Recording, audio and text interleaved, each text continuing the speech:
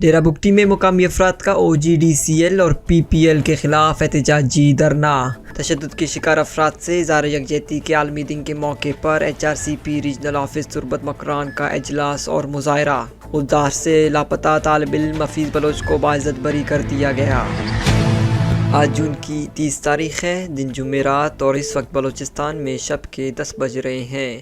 Balochistan affairs کی Urdu news bulletin سرشپ احوال کے ساتھ میں ہوں بلخشیر بلوچ۔ شب وش بات، آئیے سنتے ہیں خبروں کی تفصیل۔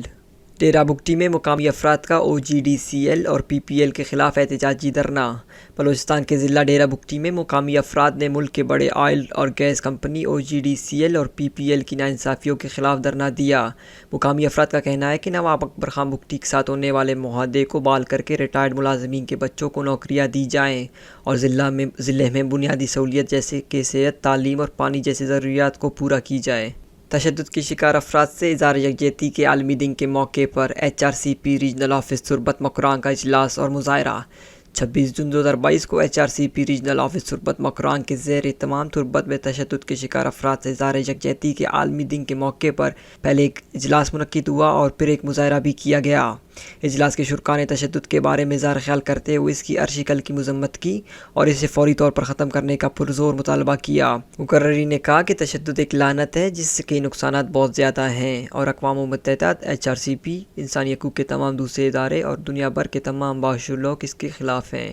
اس کے خاتمے کے حق میں لہٰذا مکران اور بلوچستان سمیت پاکستان بھر میں تشدد کی تمام قسموں کے تمام ذمہ داران کو اوچھ کے ناخن لینا چاہیے اور اپنے اپنے طور پر تشدد کی تمام قسموں سے یکسر دستبردار ہونا چاہیے تاکہ ملک کی جملہ افراد قوتیں مل کر اپنی صلاحیتوں کے مطابق تمام تر شعبۂ زندگی کو زیادہ سے زیادہ ترقی دے سکے۔ اجلاس کے آخر میں 5 قراردادیں منظور کی گئیں جو یہ ہیں: شدت ختم کی جائے، جبری طور پر اغوا اور گمشدگیوں کے ذریعے تشدد بند کیا جائے، تشدد کے ذمہ داران کو سزا دی جائے، پاکستان کے مختلف تعلیمی اداروں میں طلباء اور طالبات پر تشدد بند کی جائے، پنجگور میں امن و امان قائم کیا جائے۔ جائزے میں یہ بھی آیا ہے کہ پنجگور میں مختلف سرکاری ادارے اپنے خود غرضانہ مفادات کی خاطر ضلع بھر میں مختلف گروہوں اور لوگوں کو آپس میں لڑا کر بدامنی پھیلا رہے ہیں، لہٰذا یہ اجلاس مذکورہ سرکاری اداروں کے اس عمل کو بھی غیر قانونی، غیر اخلاقی اور غیر انسانی قرار دے کر اس کی شدید مذمت کرتا ہے اور یہ سلسلہ بند کر کے ضلع بھر میں امن قائم کرنے کا پرزور مطالبہ کرتا ہے۔ اجلاس کے بعد تشدد سے متعلق مختلف نعروں سے معین پلے کارڈ کے ساتھ ایک مظاہرہ بھی کیا گیا۔ غدار سے لاپتہ طالب علم حفیظ بلوچ کو باعزت بری کر دیا گیا۔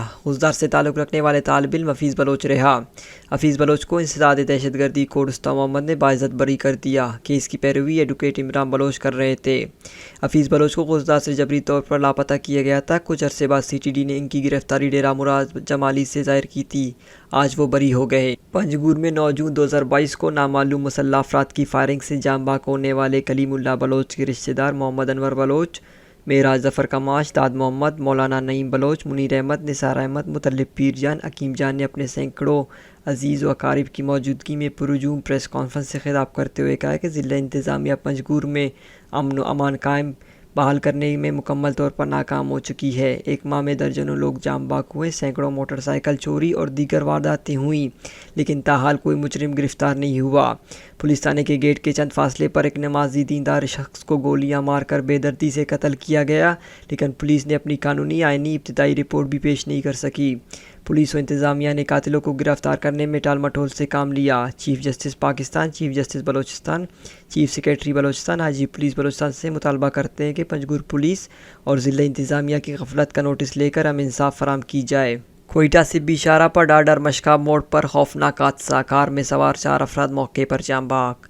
SSP کچی محمد یوسف بنگر اور SHO کیس کو آپریشن ڈاکٹر حسین بخش نے بروقت نعشوں کو کار سے نکال کر ڈاڈر اسپتال شناخت کے لیے منتقل کروا دیا اور کہا ہے کہ ورثہ کار نمبر AZR 237 سندھ سے شناخت کر کے ڈاڈر پولیس سے رابطہ کر۔ کوئٹہ جناح روڈ سے نامعلوم شخص کی لاش برآمد، پولیس نے طویل میں لے لی۔ پولیس ذرائع کے مطابق کوئٹہ قلعہ کے جناح روڈ سے پولیس نے ایک نامعلوم شخص کی لاش قبضے میں لے کر اسپتال پہنچا دی جو نشے کا عادی بتایا جاتا ہے۔ پولیس نے لاش کی ضروری کارروائی کے بعد شناخت کے لیے اسپتال کے مردے خانے میں رکھ دی۔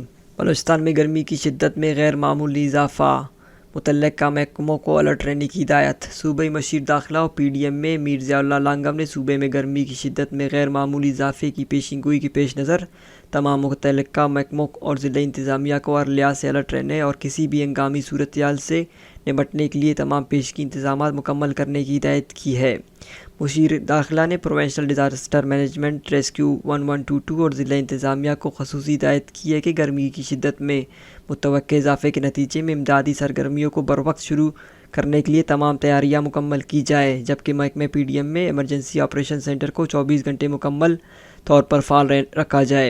انہوں نے محکمہ پی ڈی ایم اے کو ہیٹ اسٹروک اور دیگر حادثاتی واقعات کے متاثرین کو بروقت طبی امداد کی فراہمی کے سلسلے میں طبی مراکز میں عملے کی موجودگی اور ادویات کی دستیابی کو یقینی بنانے کے لیے ضروری اقدامات اٹھانے کی ہدایت کی ہے۔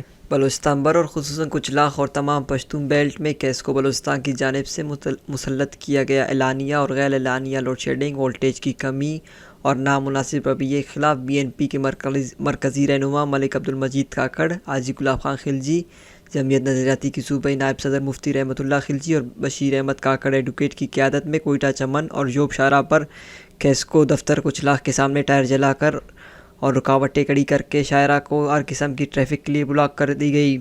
اس موقع پر ملک عبدالمجید کاکڑ، حاجی گلاب خان خلجی اور مفتی رحمت اللہ خلجی نے خطاب کرتے ہوئے کہا کہ کیسکو بلوچستان نے دانستہ طور پر بلوچستان کے باسیوں اور خصوصاً پشتونوں کے ساتھ تیسرے درجے کی شہری کا سلوک روا رکھا ہے۔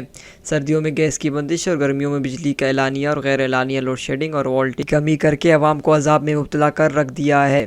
دوسری جانب بجلی لوڈ شیڈنگ کی کمی کی وجہ سے زمینداروں کی کڑی فصلیں تباہ ہو کر زمیندار شابینہ کے محتاج ہو کر رہ گئے ہیں۔ انہوں نے کہا کہ کیسکو کم صارفین کو جھوٹی تسلیاں دے کر ورغلانے کی کوشش کر رہے ہیں، لیکن اب ان کی جھوٹی تسلیوں کے بجائے ہم اپنے جائز حقوق کے لیے آئینی راستہ اختیار کرتے ہوئے ہر جمہوری احتجاج سے دریغ نہیں کریں گے۔ کیسکو کام اور پولیس ہمیں دھمکیوں سے مرغوب نہیں کر سکتے۔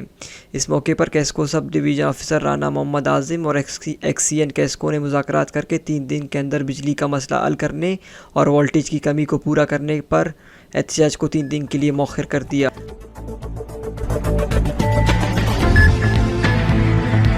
عالمی و علاقائی خبریں۔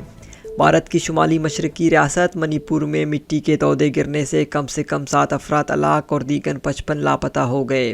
حکام نے لاپتہ 55 افراد کی ہلاکت کا خدشہ ظاہر کیا ہے۔ لینڈ سلائڈنگ کا یہ واقعہ ایک ایسے مقام پر پیش آیا جہاں ریلوے لائن کی تعمیر جاری تھی۔ حکام کے مطابق متاثرہ مقام پر کم 81 افراد موجود تھے۔ ان دنوں بنگلہ دیش اور بھارت میں مونسون کا موسم جاری ہے۔ ان دنوں ملک میں پہلے ہی شدید بارشوں کے باعث 150 سے زائد افراد ہلاک ہو چکے ہیں۔ روسی صدر ولادیمیر پوٹن نے نیٹو کو سویڈن اور فن لینڈ میں فوجی تعینات کرنے سے خبردار کیا ہے۔ اگر ایسا کیا تو روس ایک مخصوص انداز میں رد عمل ظاہر کرے گا۔ تاہم اس کے علاوہ وہ روس کو ان دونوں ممالک کی نیٹو میں شمولیت پر اعتراض نہیں ہے۔ روسی صدر نے ایک بار پھر نیٹو پر سامراجی عزائم رکھنے کا الزام عائد کیا ہے۔ پوٹن کے مطابق یہ اتحاد یوکرین کی جنگ کو اپنی بالادستی کے لیے استعمال کر رہا ہے۔ یوکرین پر روسی حملے کے بعد سویڈن اور فن لینڈ نے نیٹو کا رکن بننے کی درخواست دی تھی۔ نیٹو کی رکنیت کے حوالے سے ایک معاہدے کے بعد ترکی سویڈن اور فن لینڈ سے 33 مشتبہ دہشت گردوں کی حوالگی کا مطالبہ کرے گا۔